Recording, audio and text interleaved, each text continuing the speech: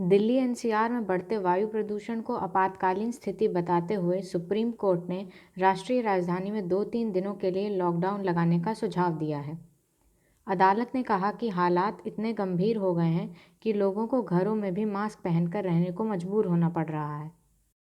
अफगानिस्तान की राजधानी काबुल में शनिवार को मिनी बस में हुए धमाके में 6 की मौत हो गई, जबकि 7 लोग घायल हो गए। गुणवत्तापूर्ण शिक्षा मुहैया कराने की मुहिम के साथ ही सरकार अब स्कूलों में पढ़ने वाले सभी बच्चों की सेहत का भी ख्याल रखेगी। जो अहम कदम उठाए गए हैं, उनके तहत स्कूलों में पढ़ने वाले सभी बच्चों के स्वास्थ्य की अब नियमित रूप से जांच होगी। इसके आधार पर बच्चों का हेल्थ कार्ड भी तैयार होगा, साथ ही उन्हें पोषण युक्त आहार भी दिया जाएगा। भारतीय रिजर्व बैंक ने हाल ही में भारत में क्रिप्टो करेंसी के बढ़ते ऑनलाइन कारोबार को लेकर चिंता जताई है, लेकिन किसी नियामक एजेंसी की तरफ से या सरकार की तरफ से इस पर रोक लगाने की पहल नहीं हुई है। इसके विपरीत वित्त मंत्रालय ने हाल ही में यह संकेत दिया है कि वह क्रिप्टो करेंसी को कानूनी दायरे में लाकर उन पर टैक्स लगाने की सोच रहा है। ऐसे में वित्त मंत्रालय की स्थायी संसदीय समिति की एक महत्वपूर्ण बैठक होने वाली है, जिसमें क्रिप्टो करेंसी से जुड़े तमाम मुद्दों पर विमर्श होगा। प्रधानमंत्री नरेंद्र मोदी ने क्रिप्टो करेंसी निवेश पर भारी रिटर्न के भ्रामक दावों पर चिंता जताई है।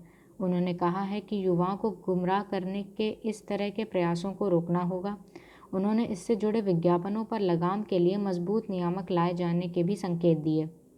यूपी के शहरों में पिछले वर्ष की तुलना में वायु प्रदूषण में सुधार आया है। हालांकि यह सुधार इतना नहीं है कि इसे अच्छा व संतोषजनक की श्रेणी में रखा जाए। शहरों की हवा में और सुधार की ज़रूरत है। उत्तर प्रदेश की राजधानी में जीका वायरस के मामले बढ़ने से स्वास्थ्य विभाग और प्रशासन सतर्क हो गया है। जिलाधिकारी अभिषेक प्रकाश ने स्वास्थ्य विभाग के साथ इस मसले पर महत्वपूर्ण बैठक करने के बाद 8 अस्पतालों में 10-10 बेड के जीका वार्ड बनाए जाने का निर्देश दिया।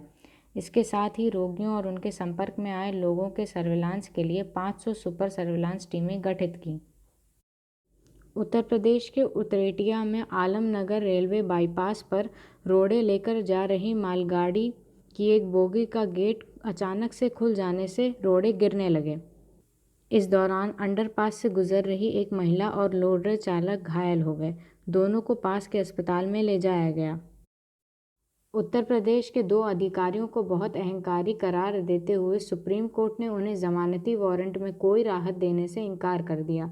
एक संग्रह अमीन के नियमितीकरण और उसके बकाये के भुगतान से संबंधित आदेश का पालन न होने पर इलाहाबाद हाई कोर्ट ने उत्तर प्रदेश के अपर मुख्य सचिव और वित्त सचिव के खिलाफ जमानती वारंट जारी कर दिया है। इस वारंट को रद्द कराने के लिए उत्तर प्रदेश सरकार सुप्रीम कोर्ट आई थी।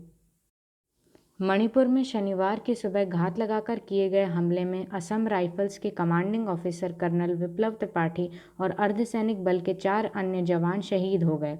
2 प्रतिबंधित उग्रवादी संगठनों पीपल्स लिबरेशन आर्मी और मणिपुर नगा पीपल्स फ्रंट ने हमले की जिम्मेदारी ली है। राष्ट्रपति रामनाथ कोविंद और प्रधानमंत्री नरेंद्र मोदी ने उग्रवादियों के हमले की निंदा की है।